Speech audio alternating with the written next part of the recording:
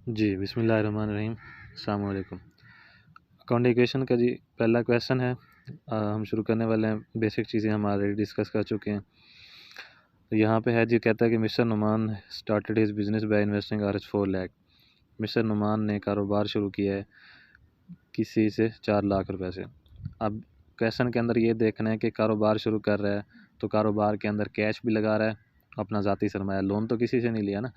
तो हमने पढ़ा था कि जब कारोबार के अंदर कोई चीज़ आएगी, यानी कि एसेट कारोबार के अंदर आएगा, तो उसको हम अकाउंटिंग इक्वेशन में प्लस करेंगे।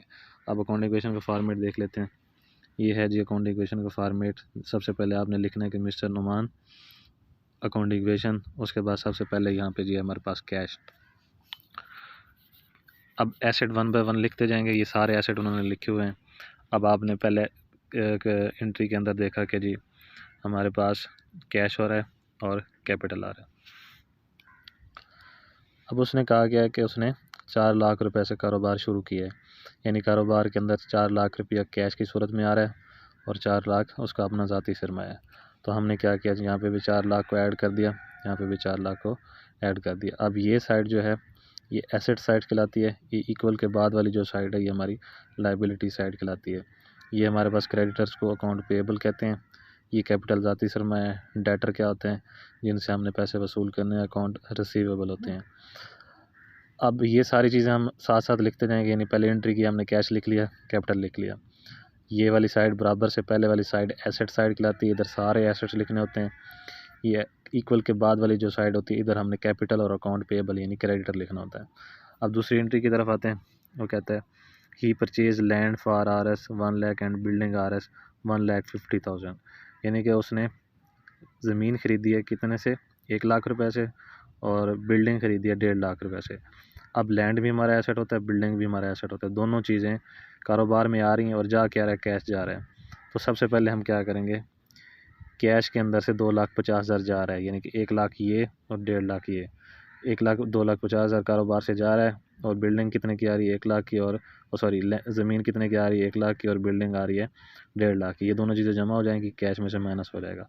अब हमने यही पढ़ा था ना, कारोबार के अंदर जब भी कोई एसेट आएगा यानी इंक्रीज़ होगा तो वो उसको हम प्लस करेंगे, जब भी कोई एसेट कारोबार से जाएगा उसको हम माइनस कर देंगे। तो ये एंट्रियाँ करनी है, इधर कोई इफेक्ट नहीं होगा इस साइड पे। अब हमने क्या करना है, नीचे लाइन लगा के इसका बैलेंस कर लेना है। अब कैश हमारा 4 लाख था, उसमें से 2,50,000 पे कर दिया, बाकी हमारे पास बच गया 1,50,000।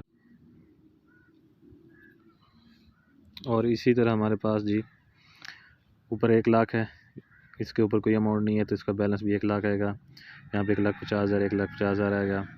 इस साइड पे कैपिटल साइड पे 4 लाख है तो बैलेंस में भी 4 लाख आ जाएगा। तो हमारे पास ये 2 एंट्रियाँ क्लियर हो गई। अब तीसरी एंट्री देखते हैं क्या है। वो कहते हैं he purchase equipment for RS 50,000 on credit. Equipment भी हमारा एसेट होता है। इक्विपमेंट का मतलब होता है छोटी छोटी चीज़ें जो कारोबार के अंदर आप इस्तेमाल कर रहे हैं, वो आपका इक्विपमेंट कहलाती हैं। लेकिन ख़रीदा किसी पे उधार के ऊपर, यानी हमने पैसे पे करने हैं। अब जो चीज़ एसेट है कारोबार के अंदर आ रहा है, इसको तो जमा करेंगे। अब यहाँ पे जाके आप लिखेंगे इक्विपमेंट कितने का आ रहा है, 50,000। ये देखें प्लस का साइन लगा हुआ है, इसको हम जमा कर देंगे और हमने पैसे पे करने हैं। तो ये क्रेडिटर वाला खाना जो होता है ये हमारा अकाउंट पेएबल का होता है, यानी कि इस साइड पे हमने कितने क्या चीज़ें लिखनी होती हैं, हमने अपनी लाइबिलिटीज़ लिखनी होती हैं। तो ये यहाँ पे 50,000 इसको भी यहाँ पे ऐड कर दिया। अब फिर हम बैलेंस कर लेंगे 1,50,000 का, 1,50,000, 1 लाख, 1,50,000, यहाँ पे 50,000 है तो ये 50,000 आ गया। उसके बाद यहाँ पे हमने 50,000 लिखा था, ये भी 50,000 आ गया। ये 4 लाख तो 4 लाख आ गया। तो 3 एंट्री हमारी क्लियर होगी, उनका बैलेंस भी हो गया। अब चौथी एंट्री पर he paid RS 20,000 for equipment purchase on credit. अब वो कहते हैं जो उसने 50,000 का क्रेडिट पे ऊपर चीज़ ली थी इक्विपमेंट, अब उसमें से उसने 20,000 पे कर दिए। अब इस एंट्री को समझिएगा, कैश में की सूरत में पैसे पे किए हैं, 20,000 कैश में चला जाएगा। अब उसके खाते में हमने लिखा था हमने उससे 50,000 लेना है, और जिससे 50,000 लेना है उससे 20,000 ले लिया, तो उसके खाते से माइनस करेंगे ना, तो 50,000 में से 20,000 माइनस कर देंगे, बाकी 30,000 बच जाएगा। बाकी अमाउंट बैलेंस वाले खाने में वैसे की वैसी आ जाएंगी जैसी है। 1,50,000 में से 20,000 कैश चला गया, 1,30,000 आएगा। बाकी अमाउंट इनके नीचे कोई इफेक्ट नहीं है तो वैसे की वैसी रहेगी। 5वीं एंट्री पर आ जाए, sold piece of land RS 80,000। वो कहता है ज़मीन का कुछ हिस्सा आपने बेच दिया। अब ज़मीन वाला खाना ये है, टोटल कितना बैलेंस पड़ा है, 1 लाख। उसमें से जो चीज़ बेच दी है माइनस हो जाएगी, यानी जा रही है ना लैंड, उसकी सूरत में कैश आ रहा है। तो अब कैश आ रहा है, कैश में जमा कर देंगे, बिल्डिंग लैंड में से माइनस कर देंगे, नीचे जिसके नीचे प्लस हो रहा है प्लस कर देंगे, जिसके नीचे माइनस हो रहा है माइनस कर देंगे, जिसके नीचे कुछ नहीं हो रहा उसका बैलेंस वैसे का वैसा रहेगा। तो ये फिर बैलेंस हो गया। अगली entry, a part of equipment was sold R 10,000 on credit. Equipment का कुछ हिस्सा बेच दिया, लेकिन बेचा कितने, किस चीज़ के ऊपर है, उधार के ऊपर। अब क्या करेंगे, जो चीज़ बेच दी है अब उसके बदले में हमारे पास पैसे आते होते हैं, लेकिन पैसे नहीं आ रहे। अब जो चीज़ बेची है सबसे पहले तो हम ये करेंगे, उसमें से जाके माइनस करेंगे। 50,000 का इक्विपमेंट पड़ा था, उसमें से 10,000 का बेच दिया है, बैलेंस में 40,000 आ जाएगा। अब उस बंदे से पैसे वसूल करने हैं, तो ये खाना होता है डेटर, या इसको हम अकाउंट रिसीवेबल कहते हैं। अब वो 10,000 है, उसके खाने में हमने लिख देंगे, हम उससे 10,000 लेना है, बैलेंस में भी 10,000 आ जाएगा। बाकी जो है वो बैलेंस के अंदर अमाउंट वैसी की वैसी रहेगी, उसको कोई चेंजिंग नहीं आएगी। 2,10,000 आ जाएगा, 2 लाख आ जाएगा, 1.5 लाख आ जाएगा, 50 में से 10 किया 40,000, ये 10,000, ये 30,000 का 30,000, ये 4 लाख। आगे क्या करना है जी, सातवीं एंट्री में वो कहता है जी Mister Numan withdrew 15,000 for personal use. अब ड्राइंग का वर्ड हमने पढ़ा था, विदड्रा का मतलब क्या होता है, वो तमाम चीज़ें या पैसे जो आप कारोबार में ज़ाती इस्तेमाल के लिए निकाल रहे हैं। ये हमारा क्या होता है, ड्राइंग हमारा होता है कि हमने कैश भी निकाल लिया, अपने ज़ाती सरमाया से भी कुछ पैसे जो हैं वो निकाले। कितने निकाले, 15,000। अब इसका आसान साल है, आपने अपने कैश से भी 2,000 निकाल लें और अपने ज़ाती सरमाया से भी 2,000 निकाल रहे हैं, क्योंकि आपको ज़रूरत पड़ गई। नहीं सॉरी, 2,000 नहीं, 15,000। 15,000 इधर से भी निकाल लिया, 15,000 हमने इधर से भी निकाल लिया। 4 लाख में से 15 माइनस किया, 3,85,000 आ गया। 2,10,000 में से 15,000 माइनस किया, 1,95,000 आ गया। बाकी अमाउंट सेम रहेंगी। 8वीं entry, paid office rent RS 2,000 by Mister Numan. अब रेंट क्या होता है, हमारा खर्चा होता है। हमने कहा था जब भी कारोबार से कोई खर्चा करेंगे तो वो हम क्या करेंगे, हमारे कैश नकद रकम से जाएगा। अब नकद रकम से कैसे जाएगा, जब आप बिल्डिंग का किराया अदा कर रहे हैं तो आपके पैसे जाएंगे ना, आपकी जेब में से जाएंगे, नकद रकम पैसे जाएंगे ना। और कैपिटल यानी कि आपका जो ज़ाती सरमाया है उसमें से भी पैसे माइनस हो जाएंगे।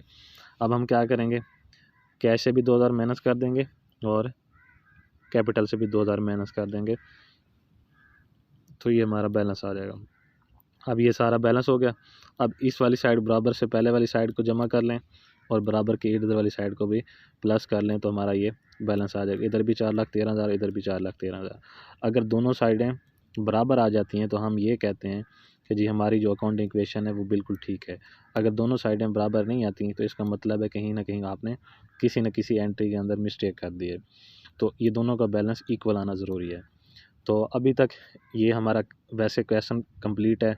बहुत सी चीज़ें ऐसी हैं जो इसके अंदर डिस्कस हो चुकी हैं। हमारे एक्सपेंसेस भी इसके अंदर, अब इनकम वाला इसके अंदर अभी क्वेश्चन नहीं है। तो आगे हम इंशाल्लाह कोशिश करेंगे कि इनकम जो होती है वो आपको मैं बता देता हूँ। जब भी अब जैसे एक्सपेंस होता है वो कारोबार से माइनस होता है, जब इनकम होगी वो कारोबार में ऐड हो जाएगी। ऐड कैसे हो जाएगी, अब देखें यहाँ पे हमने ख़र्चा किया 2,000, कैश से भी चला गया और हमारा कैपिटल से भी चला गया। जब इनकम आएगी यानी कि आपने कोई कमीशन वसूल करना है, कैश में भी जमा हो जाएगा और आपके कैपिटल में भी जमा हो जाएगा। बस इतनी सी एंट्री है, इसके अलावा कोई ज़्यादा एंट्रीज़ नहीं है। 5, 6, 7, 8 या 10 एंट्री आती हैं और अमूमी तौर पर आपका 20 नंबर का क्वेश्चन आता है। अक्सर जो है थोड़ा सा पैटर्न चेंज कर देते हैं कि 10 नंबर का क्वेश्चन आपके अकाउंट इक्वेशन में आता है और 10 नंबर का क्वेश्चन ही आपकी उसमें से आता है जनरल में से, अगले चैप्टर में से।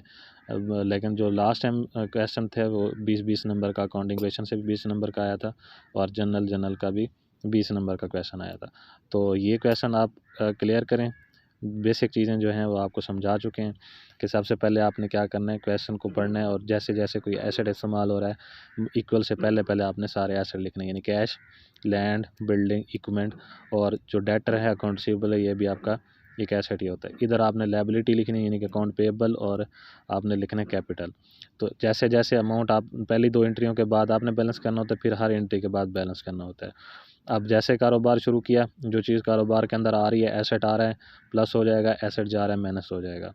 इसी तरह पहली एंट्री में कैश में जमा कर लेंगे, हमारा कैश कितना है कि और कैपिटल कितना है ये दोनों लिख देंगे, उसके बाद प्लस माइनस शुरू करेंगे। तो जैसे जैसे कोई चीज़ माइनस होगी उसको माइनस करेंगे, जैसे कोई चीज़ कारोबार के अंदर इंटर होगी, आ रही होगी, उसको हम ऐड कर देंगे और एंड पे हम बैलेंस निकाल लेंगे। बैलेंस हमारा दोनों साइडें इक्वल होना ज़रूरी है, दोनों साइडें इक्वल होंगी तो हमारा जो क्वेश्चन है वो ठीक होगा। अगर आप लोगों को क्वेश्चन है तो आप कमेंट में पूछ सकते हैं या ईमेल के ज़रिए भी आप पूछ सकते हैं, तो इंशाल्लाह आपका जो क्वेश्चन है उसको सॉल्व किया जाएगा। बाकी जो है इंशाल्लाह अगला चैप्टर हम शुरू करते हैं अगली वीडियो के अंदर। हमारे साथ रहिए। अल्लाह हाफिज़।